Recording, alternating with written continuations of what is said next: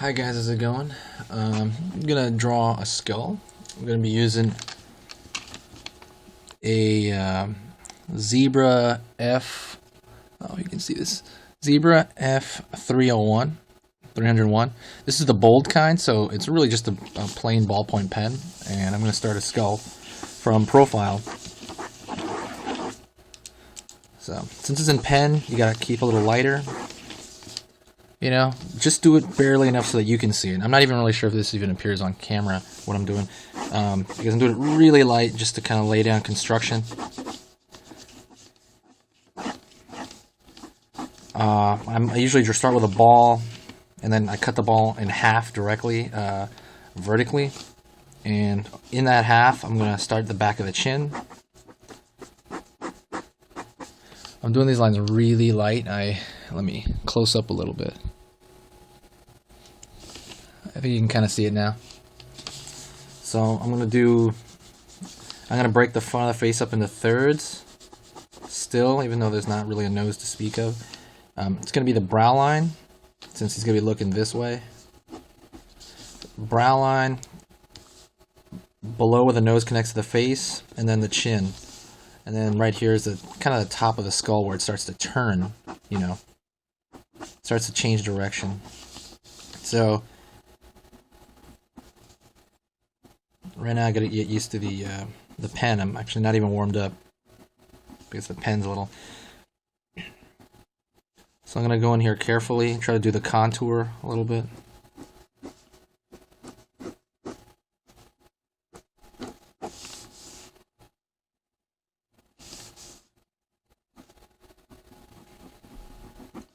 The thing is, though, normally the nose is made of cartilage mostly.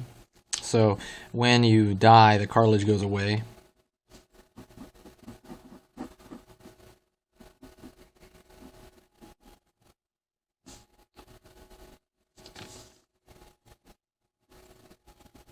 A little bit higher than the third. I'm gonna make kind of that empty cavity kind of look. Putting in the kind of the contour of the teeth.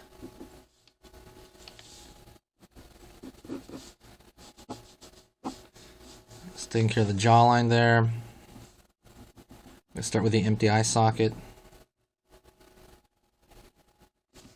Right now, what I'm doing is I'm not perfectly drawing with a straight line everywhere. I'm kind of feathering these out. I'm doing lines like. If you were to close way up, I'm doing this kind of thing everywhere, like really tiny though. Think of that. That's what I'm doing along the eye, but tiny. I'm doing that because it's not totally robotic. You know what I mean? There's still going to be a slight curve in the darkness, so that's what I'm going to try to represent. That light is slowly turning into darkness, but like on a smaller level, obviously, since we're talking about, you know, the eye.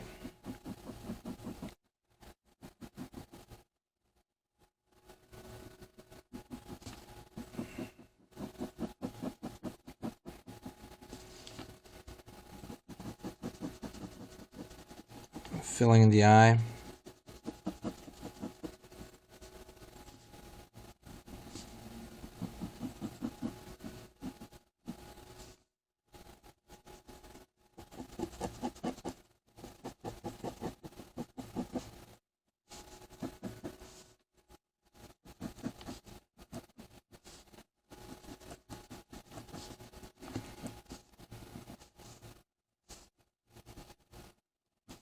Right here I'm doing the zygomatic arch. I'm being extremely careful how hard I push down my line because since I'm in pen, it's going to be a lot harder to get rid of. And the other thing about ballpoint pen, which you got to be really careful about, is it'll store up ink along the tip. Oh, you can't see it. It'll store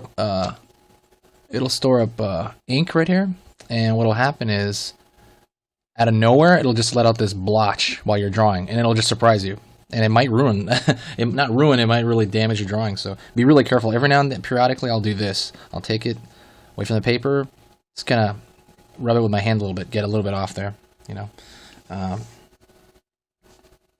So that's a pretty good idea. I recommend doing that. I used to rub it on my pants, that But then I got a lot of marks on my pants, so I wouldn't really recommend that. Maybe bring a napkin to every now and then. Again, I'm just filling in dark shapes right here, since the head's kind of a circle. It's circular into the cranium. I'm trying to represent that, you know, light going down into dark, because usually there's a muscle that straps in here. Let's go back to the teeth area. Doing in light shapes to find my placement.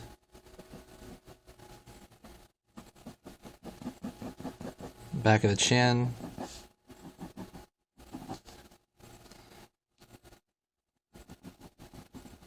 Contour the bottom of the chin.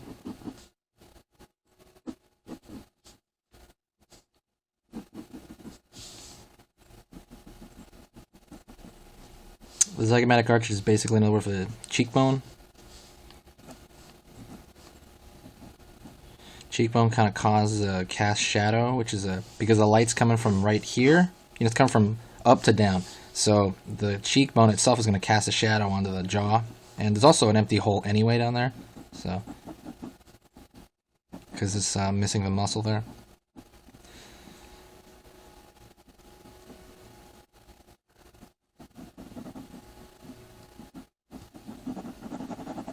So I'm just going to fill this in generally. I'm going to fill it in pretty lightly though. I'm never going as hard as I can, because that'll be too hard to I mean, you can't really get rid of it, but it'll be too hard to draw over if you have to. I'm drawing the tooth line, you know, where the teeth meet. The teeth meet each other. Drawing the bottom of the teeth. Doing a little bit of top of the teeth there, trying to see where that'll come in.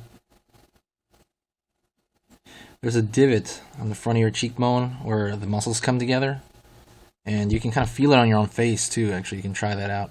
But right below, right below your eye, and I forget what that's called, honestly. I'll let you know in the next video. But I represent it here. It just gives it a little level of realism. And I'm going to maybe connect it up into the eye very slightly. I'm drawing kind of tonally as well. I'm not really, like I said, you can tell I'm not doing like straight line art. Right now it's kind of a slight combination of line art and shading kind of thing. Very slight, but I'm not really shading right now. Underneath the skull, I would recommend grabbing real medical skulls, like in real, you know, because you can order them online. I would recommend doing that and drawing from them at every angle, and you'll really know it, because when you can draw the skull really well, or at least decently, your portraits are going to get a lot better. Your proportions going to get better. I mean, most of what happens on your face is dictated by, you know, the skeleton underneath. So that's the reason why you draw the skull. This connects back here.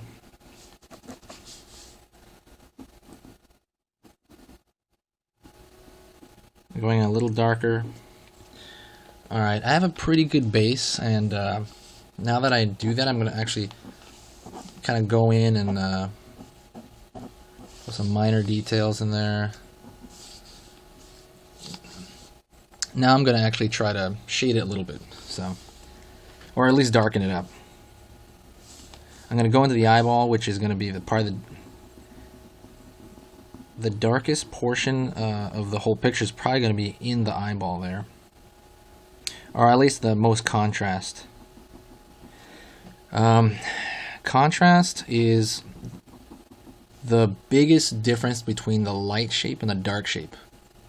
For example, I threw in a really hard line right there, a really dark line toward the inner part of the eye, and that makes your eye go there because it's butting up right against a white, kind of a white area.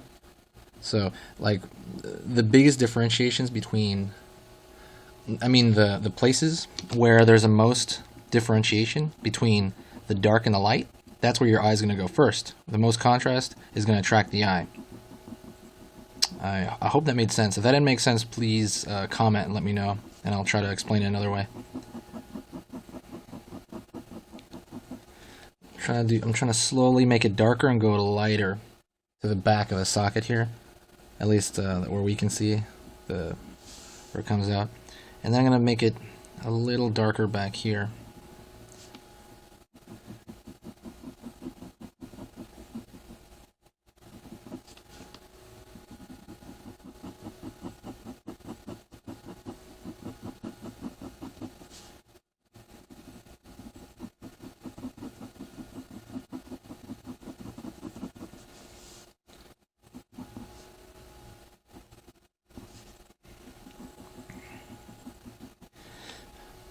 When you're working with shading, there's if you want to break it down into a simpler form, there's usually a difference between there's kind of three big ones. There's the darks, the really darks. There's the light, and then there's the halftone, which is this stuff right here. I don't know if you can see that. It's kind of like in between a light and a dark. It's like a gray area, and that is meant for, you know, showing the rolling into light, you know, makes things transitioning from light into dark. So when you're drawing, maybe a small goal would be to separate it down to only a few shades, you know. The more simpler, the better sometimes. Depends what you want to do, really. I'm going into this cast shadow more.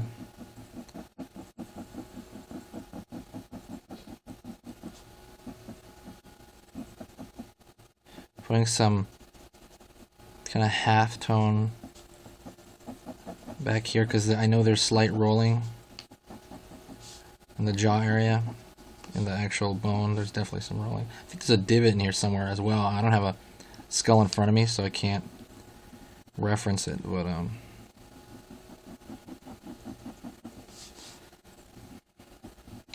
here's kind of a complicated area right here. So you have a hole. You know, because the bone is missing, you have kind of a hole, but then you also have cast shadow over that. So you can have a shadow within a shadow. So be careful with that. I would say slightly differentiate the shadow from the hole, from the darker, which is going to be really dark shadow. So don't make it like, make it kind of like that. See how they're not too different. You know, if it's solid black right there and kind of a mid-tone, then that's going to look really weird. It's going to look like you put a sticker on the side of his face. It's not going to read as a whole. It's not going to read as unified. So don't make it too far from each other. There's also, you know, like if you know, directional and you know, what do you call it? There's cross-hatching. A little bit of cross-hatching I'm doing right now. Very little, but not full-blown. This is more like just free-form. I don't really know how to call it. I guess I am a little cross. I'll teach cross-hatching in the next video, though. Cross-hatching the skulls is pretty fun, or at least the way I'm doing. I'll go over a little more on the shading part. And I'm gonna go into the teeth more. And I always like to go into the division of the where the teeth touch.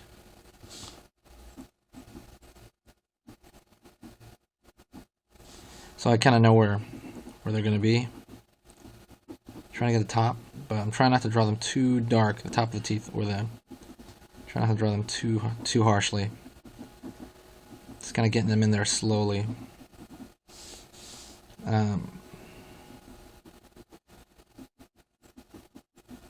Whenever I'm drawing any line, for example, that line, I'm trying to build up to it.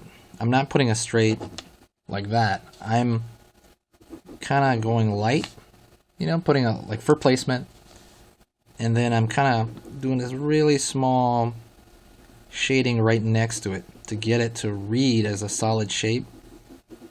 And then if I need to, I'll build it up, you know, by putting another layer over that, and I slowly build it up so I know where it's coming up. It comes up a little more organically. So right here where the I think the frontalis used to be. No, not frontalis. I think it's a mentalis.